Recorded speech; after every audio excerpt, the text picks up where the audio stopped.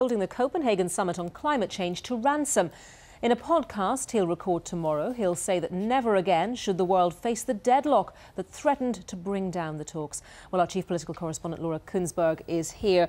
So, Laura, Gordon Brown apportioning some degree of blame as he sees it, but there's also going to be a bit of a positive spin in this message as well. Well, that's right. The Prime Minister and his team have been keen in the last 24 hours or so since Copenhagen broke up after the chaos of the summit to say, look, the fact that we got a deal is better than not getting a deal at all. However, if you look at the words he's going to say tomorrow, at the same time he's trying to point a finger really quite harshly at the way in which the summit was run, at the chaos around it, and also at the countries who refused to sign up in the end. And it's not just him. The Energy Secretary, Ed Miliband, has also written an article for the Guardian newspaper in which he singles out China for vetoing legally binding agreements on emissions. And it's interesting, despite the chaos, despite the disappointment felt by some people who were hoping for a deal at Copenhagen that would be bigger, that it would be firmer than the one that was reached, you might have thought that the politicians who were backing that deal would have hoped actually to keep quiet about it, to hope that we could move on and then pretend that this chaos didn't happen. But far from it. These two men tomorrow are going to be banging the drum again, saying we have to move on. The way things are is not good enough. We have to keep on pressing on for a deal.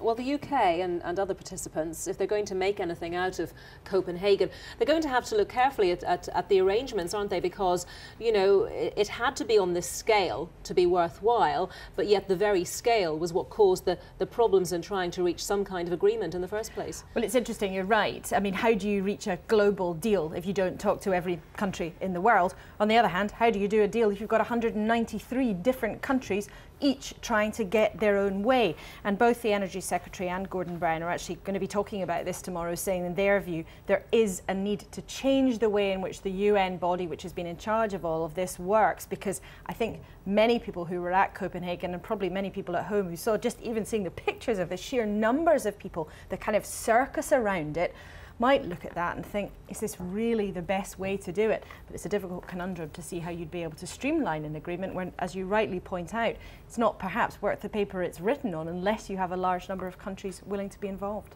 Now, it's interesting you mentioned that the government is planning to make some more announcements on environmental issues between now and Christmas. And do you think that this is something they're going to carry forward into the new year and into the election campaign? Is this an issue they're going to be talking about a lot in the months ahead? I think certainly we saw during Copenhagen, the Prime Minister's team were very keen to say he's been in there, he's been in with all of the world leaders, he's been part of this talk, he's been absolutely there in the centre of things trying to get a deal done. Tomorrow, Ed Miliband, just 2 days before Christmas, is going to be making a speech about environmental issues. You mentioned there we may get some policy ideas from him tomorrow.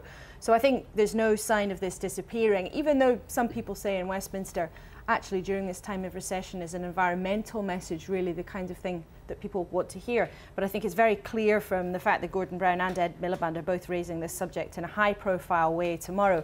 Copenhagen may have been a big disappointment in some people's eyes, but they're absolutely determined to keep this issue at the forefront of the political agenda. OK, Laura, thank you very much. Laura Kuenssberg.